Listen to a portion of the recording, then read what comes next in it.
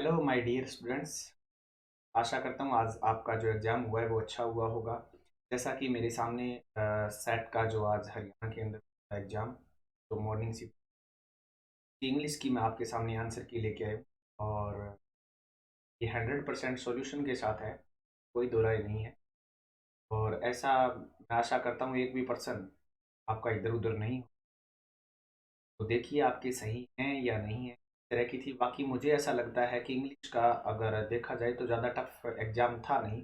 ये अलग बात है कि आपने चूज नहीं की होगी, क्योंकि कई बार क्या होता है हम हिंदी को ज़्यादा तरजीह देते हैं या हमारा फेवरेट सब्जेक्ट होता है इंग्लिश से आजकल मानते हैं कुछ।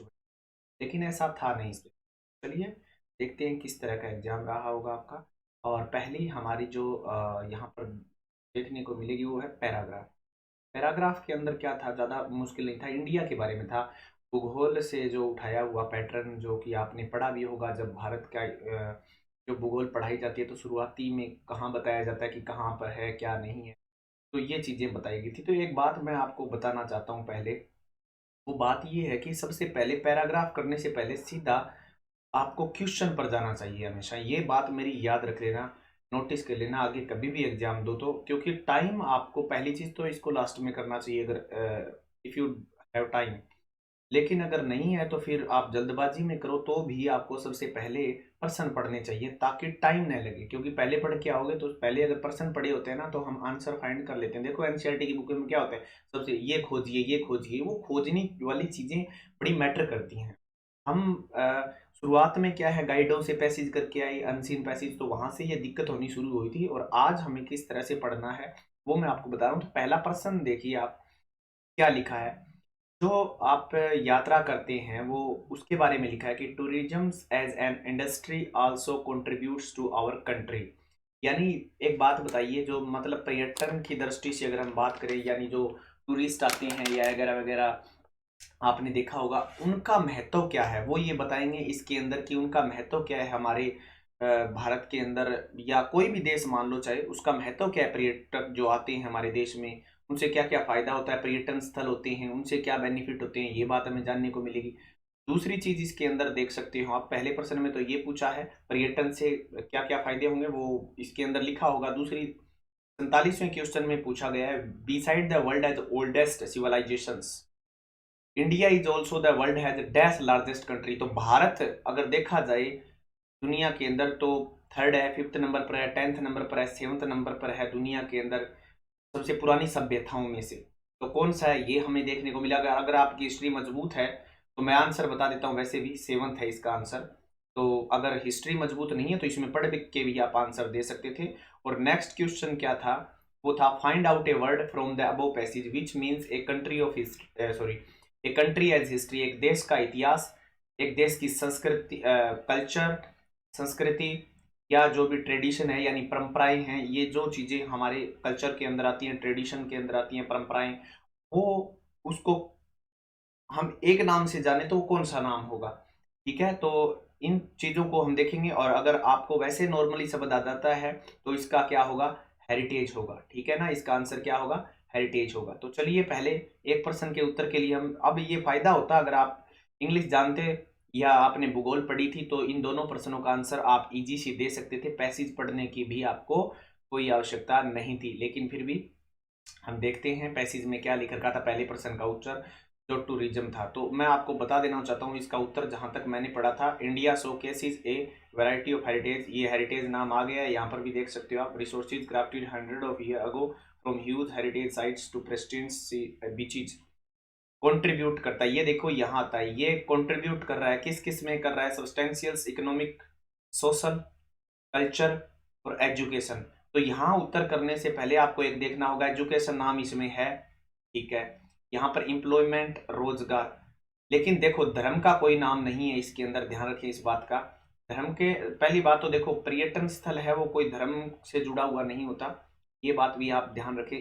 हाँ, एक बात देखो इसके अंदर ये आंसर 3 नंबर ही होने वाला है क्योंकि इसमें भी धर्म का नाम आ गया और इसमें भी धर्म का आ गया। दूसरी बात, इसमें जनसंख्या, तो देखो पर्यटक यहाँ आएंगे, हम पर्यटन स्थल बनाएंगे। जैसे कि भारत के अंदर अभी पीछे बनाया गया था, मोदी ने जो सबसे बड़ी मूर्ति बनाई थी, तो उससे क्या फायदा? हम सोचते हैं कि करोड़ों रुपए खराब हो गए, ये हो गया। देखो ये अपनी अपनी सोच है। आप अगर आप एक स्टूडेंट हैं तो आपको ये भली भांति समझना चाहिए कि उनसे इनकम आती है। वहां लोग आते हैं लाखों लाखों यार। जैसे ताजमहल से बहुत इनकम आता है। जैसे आपके आसपास गुगा मेडी का मेला बढ़ता है, हमारे हरियाणा में सूरजकुंड का मेला बढ़ता है, तो वहां से इनकम आती है। आप देखोगे वहां लोग विदेशों से आते हैं। जो फरीदाबाद में मेला बढ़ता है, तो इस तरह की चीजों में कुछ एक जगह है जहाँ से विदेशी लोग आके सामान बेचते हैं, तो हमारे डॉलर करेंसी आती है, तो उससे फायदा होता है। वो चीजें देखनी जरूरी है। अकेला राजनीतिक पॉइंट ऑफ व्यू से नहीं देखना चाहिए चीजों को।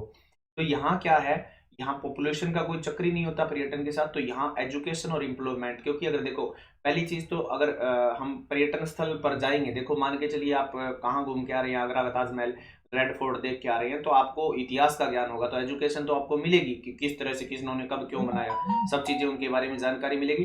दूसरी चीज क्या है, आपको रोजगार मिलेगा, क्योंकि वहां पर काम करने वाले लोग भी होते हैं। ठीक है, तो ये तीनों इसके आंसर थे। ये यहाँ पर हमारा क्षेत्रफल दे रखा है भारत का। ठीक है, कहाँ पर पड़ता है, बाकी चीजें इसके अंदर ही दे रखी हैं। आगे बात करते हैं नेक्स्ट। इसका सेवंथ, ये सेवंथ भी उसी के अंदर दे रखा है, आप पढ़ सकते हो। Choose the word which is opposite in meaning to the word underline.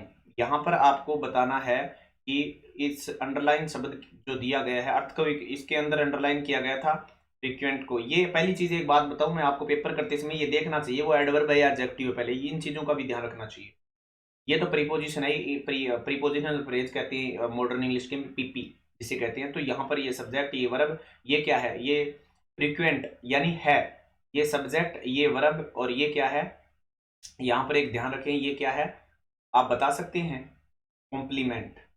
Earthquake सामान्य तौर पर आती है, ठीक है ना, एक एडजेक्टिव के तौर पर यहाँ पर यूज किया गया। कहाँ आती है, ये एडवर्बियल कहलाता है मॉडर्न इंग्लिश में, तो SVCA, ठीक है ना। अर्थक्विक है, फ्रीक्वेंट है, ठीक है ना, मतलब सामान्य तौर पे आती है। तो सामान्य तौर पे असामान्य उल्टा हो जाएगा, और असामान्य बिल्कुल इजी सा प्रश्न था, अनयूजुअल इसका हो जाएगा। After that move on our next page. Next question था 50 नंबर आपका। Choose the word which is opposite. Opposite word बताना है आपको किसका, इसका था सिलेंडर का, सिलेंडर। ठीक है, इसका अर्थ क्या होता है हिंदी में अगर आप बात करोगे तो पतला होना, यानी कोई लड़की है वो क्या है, बिल्कुल ही मेरी जैसे सुकेड़ी सी होगी ऐसे मान लो, तो बिल्कुल ही पतली सी है, उसका आपको अपोजिट बताना है। तो यहाँ पर आपको अपोजिट बताने के लिए स्ट्रॉन्ग, स्ट्रॉन्ग का मतलब तो देखो ये तो चीज ही अलग हो गई। और एक बात और बताऊं, यहाँ पर भी ये क्या है, कॉम्प्लीमेंट है, क्योंकि लड़की है पतली, पतली कौन है, लड़की, लड़की क्या है, पतली, पतली कौन है, लड़की, तो ये कॉम्प्लीमेंट होता है, ध्यान रखिए इस बात का। तो और आगे हम बात करेंगे इसका पतले के अर्थ में अगर बात करोगे, प्रश्न नंबर हम बात कर रहे हैं 50 की, तो इसका आंसर हो जाएगा स्टाउट। इसका मतलब क्या होता है, तगड़ा, मजबूत, मोटा। ठीक है, इसका मोटा अर्थ होता है।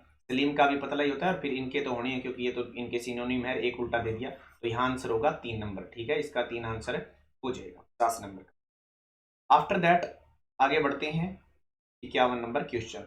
51 नंबर क्वेश्चन क्या कहता है, चूज द अल्टरनेटिव। आपको कोई और बताना है इसी के जैसा, विच बेस्ट एक्सप्रेस करता हो meaning of the underline idioms. Phrase है, her speech is always full of tall story. यहाँ पर टाल स्टोरी का बात बताया था, फुल ऑफ टाल स्टोरी, यानी इसका मतलब अगर मैं बात बताऊं, ये फ्रेज है, सॉरी ईडियम है, और वैसे फ्रेज भी हो गया, लेकिन ईडीएम के अंदर अगर हम बात करें तो इसका मतलब फुल ऑफ टाल स्टोरी का मतलब ये नहीं है भरी हुई लंबी कहानियां, नहीं, ऐसा कुछ नहीं है। इसका मतलब है कोई चीज बढ़ा चढ़ाकर बात करते हो, आपत्तिशयोक्ति जिसे आप हिंदी भाषा में, तो इसके साथ में इसके अंदर होगा ये एग्जूरेटेड टेल्स। ठीक है, यानी कोई बात को बढ़ा चढ़ा के बात करना, कोई हीरोइक या लॉन्ग टेल्स इस तरह का रियलिस्टिक ऐसा कुछ नहीं होगा।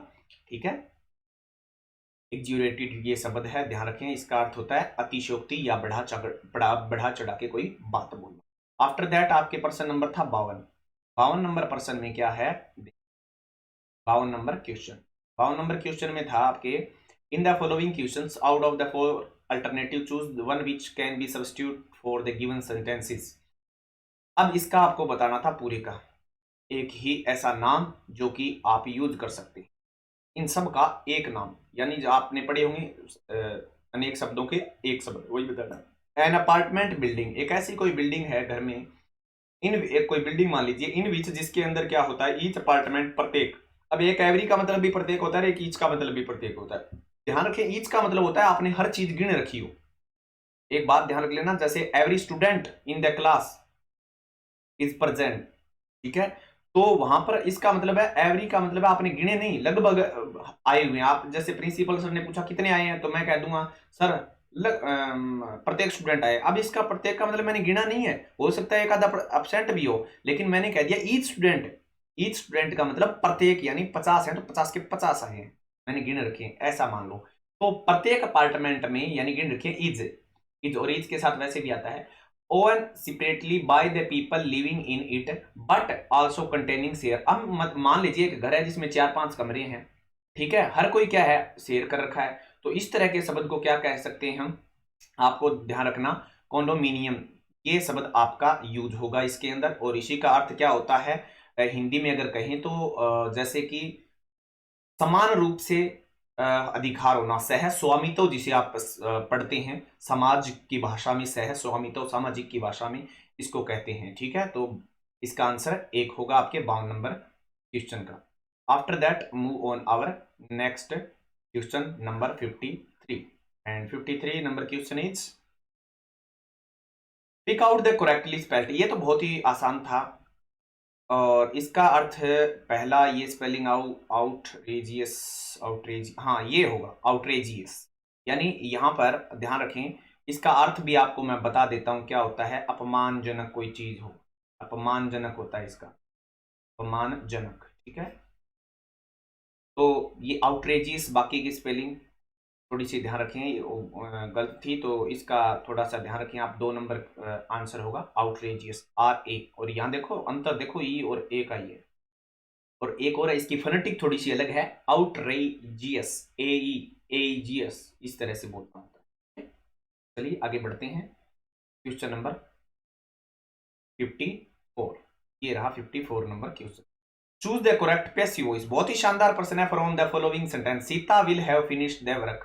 सीता विल हैव, एक बात बताऊं मैं, सीता विल हैव आपको पेपर करते समय दो, खैर ये तो देखो मेरी बात ध्यान जीवन में याद रख लेना, पैसिव वॉइस हमेशा बी प्लस थर्ड फॉर्म होती है।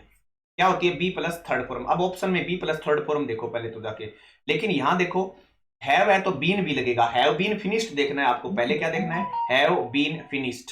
ये फिनिश्ड नहीं, फिनिश्ड पैक एस एच की ध्वनि आती है तो ईडी के साथ टै के उच्चारण किया जाता है। चलिए देखते हैं फटाफट अगली। यहां देखिए मैं देखूंगा बी प्लस थर्ड फॉर्म नहीं, बीन प्लस थर्ड फॉर्म नहीं है, इसमें भी बीन प्लस थर्ड फॉर्म नहीं है। मैं पेपर कैसे करता है ये बता रहा हूं आपको जल्दी, ये बीन प्लस थर्ड फॉर्म है, इसमें भी नहीं है, तो मेरा आंसर होगा 3 नंबर। बस पढ़ने की आवश्यकता ही नहीं थी, कोई आपको आवश्यकता नहीं थी इसको पढ़ने की। परसेंट सीधा देख लेते, बी प्लस थर्ड फॉर्म है, हैव बीन थर्ड फॉर्म आएगी, दुनिया की कोई ताकत नहीं रोक सकती पैसिव वॉइस में, ठीक है। आगे बढ़ते हैं, दूसरी चीज आगे है rearrange the following part of sentence label. ये एक बात बहुत ही बढ़िया, ये प्रश्न है ना, आप सोचते हो हरियाणा जी के, हरियाणा जी के, ये सारे दिन पढ़ते रहते हो और इस तरह की चीजें, ये प्रश्न आपको पता है कहां से आया? मेरा करवाया हुआ है SVOCA का पार्ट, अगर आपने वो पढ़ा है, वरना पढ़ लेना जीवन भर में आगे के लिए। सब्जेक्ट वर्ब ऑब्जेक्ट कॉम्प्लीमेंट अगर आपको पहचानने आते हैं ना, तो ये प्रश्न आप इजीली हल कर सकते थे। और मैं बात बताऊं, 1 सेकंड का प्रश्न था, 30 सेकंड तो बहुत हो जाते हैं, 1 सेकंड का क्वेश्चन था ये। अब आप सोचेंगे ऐसा कैसा था, हमने तो लगा लगा के देखे होंगे ना, जरूरत ही नहीं थी इस लाइनों को पढ़ने के लिए। ये वैसे भी एक यू होसू नाम का वैज्ञानिक कोई लेखक हुआ, उसकी अंतिम दिनों की बात है, तब का उसका एक शब्द है ये, कि आप जो कर्म करते हो ना उनको लास्ट में वो काम आते हैं, ऐसे मान लो। उन्होंने उसका भावार्थ समझाया था।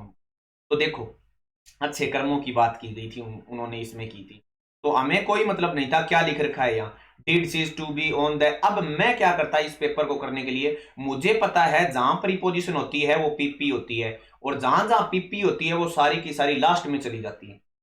अब मैं क्या करता, मैं क्यों देखता लास्ट में कहा है, ये देखो एक में यार उत्तर मेरा 4 नंबर सही है, जरूरत ही नहीं थी, टाइम आपका खराब होता ही नहीं।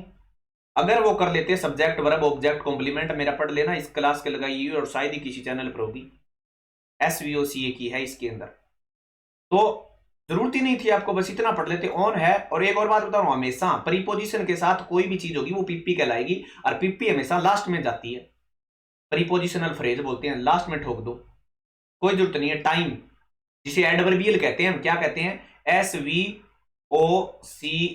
ये होता है एक सेंटेंस का पैटर्न, मेरी जिंदगी में याद रख लेना। इसमें एडवर्बियल या तो आएगा पहले ही पहले, या आएगा बीच में, या आएगा लास्ट लास्ट में। ठीक है, ये बात ध्यान रख लेना।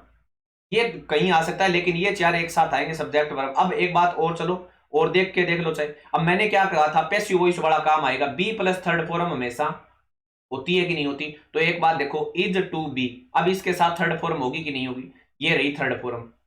तो इसका मतलब क्या हुआ, पी, इसका मतलब क्या हुआ, पी और एस, पी, ये हो गया पी वाला, और फिर क्या है, थर्ड फॉर्म होगी इसके साथ, तो पीएस तो हो गया।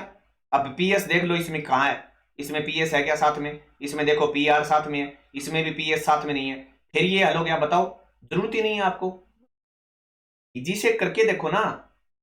तो दोनों तरह से आंसर हो रहे हैं, आप अपनी मर्जी से करो। ठीक है, मैं अपने तरीके से यूज कर रहा हूं, आप अपने तरीके से, लेकिन ये इजी मेथड है, एसवीओसी, ये पढ़िए। ऐसे प्रश्नों को करने के लिए बड़े इजी हैं आपके, इसलिए कह रहा था मैं, इजी है। चीजों को करने के लिए हमें ज्यादा जोर नहीं लगाने की आवश्यकता, हम करते किस तरह से, matter that, not matter what you think, matter that what you do.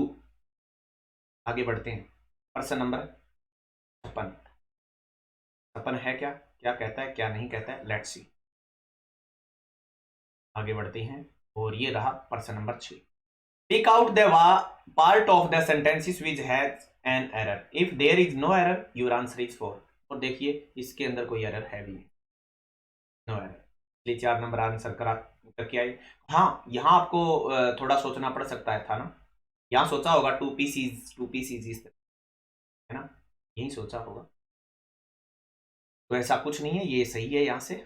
और अगर आपने ऐसा सोचा है और इसके कारण आप आंसर कर आए हैं बी, तो कहीं। आगे बढ़ते हैं, और नेक्स्ट हमारे क्वेश्चन करते हैं। क्वेश्चन नंबर, ये भी बहुत इजी, बहुत इजी क्वेश्चन है क्या।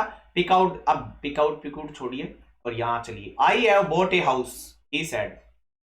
जब कभी सैड आ गया तो बदलना तो होता ही नहीं है, और पहली बात यहां गलती होती नहीं, क्योंकि सामने वाला लिख के दे रहा है यार, कहीं गलती नहीं। आपको करना क्या होता है, यहां देखना ही नहीं होता। पहली चीज मैन क्या देखनी होती है, यहां है, यहां क्या है बोट है, तो आपको पास्ट में करना था हैड बोट। चलो देखते हैं हेड बोट कहाँ है, इसमें नहीं है, इसमें भी हेड बोट नहीं है, इसमें भी नहीं है, आंसर 1 नंबर हो गया। बस बताओ कितने इजी हैं अब, आंसर बिल्कुल इजी हैं, कुछ नहीं देखना था, क्या बदला, राई का ही किया, किसी किया, फलान किया, दीकड़ किया, वरना आपको फ्री फंड का नंबर देना पड़ता है। हेडबोट तो आएगा, दुनिया की कोई ताकत रोक नहीं सकती, बाकियों में छोटे जाओ देखे जाओ, टाइम खराब करने की आवश्यकता ही नहीं है। तो चलिए आगे बढ़ते हैं, और प्रश्न नंबर 58 देखो। She succeeded dash dint of perseverance and hard work. तो इसके अंदर सक्सीड और फ्रॉम दोनों ही नहीं आएगा, इसके साथ तो फिक्स होती है ना। और आगे और देखते हैं ऑप्शन में क्या है, बाय और टू। प्रश्न नंबर कौन सा है ये, 58 नंबर क्वेश्चन, और इसके आंसर आएगा बाय, सक्सीडिड बाय आएगा। ध्यान रखना, ये प्रीपोजिशन फिक्स होती हैं, इसमें आपका कोई कसूर नहीं है। अगर आप पढ़ के दे बाय डिंट ऑफ, क्या होता है, बाय डिंट ऑफ, सक्सीड के साथ भी मैथ्स करेगी, और आगे बाय डिंट ऑफ और हो गया। उसके बाद था 59 number, the old man is looking forward to. ये तो फॉरवर्ड टू, ये तो इजी सा ही था, यहां पर भी फिक्स वाली बात हो गई, और आती भी फिक्स ही है भाई, याद करो, कोई इलाज नहीं है। ये बात मैं बता रहा हूँ, कभी आप सोचो इसके भी कोई वो हो जाएगा, ऐसा कुछ नहीं है।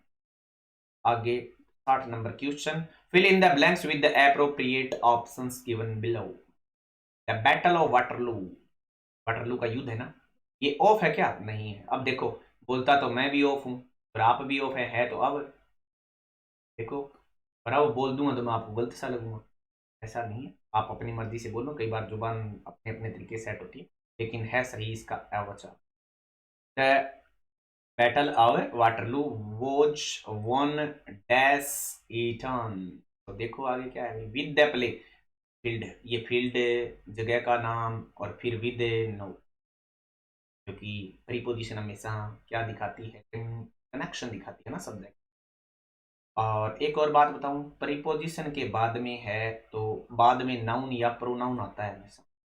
क्या आता है, नाउन और प्रोनाउन आता है। ये बात ध्यान में आई क्या, आई है तो 60 number question, on the playing field. और प्ले ये भी नहीं होगा, इन द प्ले, ये तो बिल्कुल ही अजीब सा ही आंसर दे दिया सही। तो यहाँ पर क्या हो जाएगा, क्योंकि अगर लड़ाई होती है तो किसी जगह पर होगी, जाने वाली बात है। और दूसरी बात, ये प्ले क्यों नहीं आ सकता, तो विद के साथ तो देखो प्ले, यहाँ तो खेल हो गया, यहाँ फील्ड हो गया, वैसे गड़बड़ होगी क्योंकि ये भी नाउन और ये भी नाउन। तो इधर क्या है, ये विशेषण है प्लेइंग, क्योंकि कोई जगह होती है लड़ने वाली, खेलने वाली, कूदने वाली, तो वहाँ आईएनजी लगा के हम क्या बनते हैं, जैसे रनिंग मैच, चलता हुआ मैच जिसे हम कहते हैं रनिंग काऊ, चलती हुई गायें, रीडिंग मटेरियल, समझ में आया। तो ये वहां से प्रश्न था, तो यहाँ पर वैसे ही गड़बड़ होगी, यहाँ फिर गड़बड़ की गड़बड़ आई। ये भी वैसे इजी था, ना पढ़ते तो भी कर सकते थे, लेकिन यहाँ आपको आना चाहिए था एडजेक्टिव का पार्ट भी साथ में। प्रीपोजिशन से काम नहीं चलता, बाकी आते हैं तो भी कई बार काम चल जाता है। आई होप आपको ये चीज़ें अच्छी लगी होंगी। अगली वीडियो में हम फिर मिलते हैं शाम किसी साथ। Thank you, have a nice.